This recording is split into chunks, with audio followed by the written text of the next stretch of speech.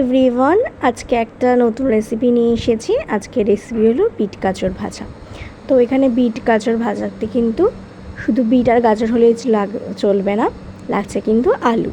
তো এই দেখো সরু সরু করে গাজর কেটেছি, সরু সরু করে বিট কেটে নিয়েছি, সরু সরু করে আলু কেটে নিয়েছি, আর কেটে নিয়েছি হচ্ছে কুচিয়ে নিয়েছি সরু সরু করে পেঁয়াজ। একটা ফ্রাইং প্যান নেব, সেটা আগে একটু হিট করে নেব, তারপরে দিয়ে দেবো 2 চামচ মতন সাদা তেল। এখানে 2 চামচ বলতে এখানে একটা পলা মতন আছে, এরকম 2 পলা তেল।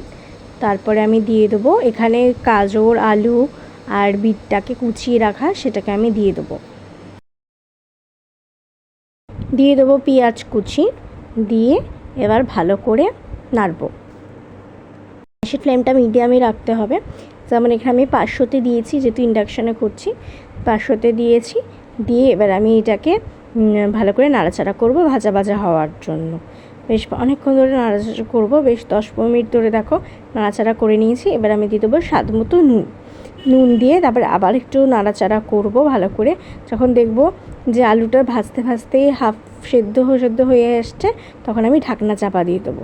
ঢাকনা চাপা দিলে ফুল সেদ্ধ হয়ে যাবে, তারপর আমি ভাজাটাকে সিদ্ধ করে নামিয়ে নেব।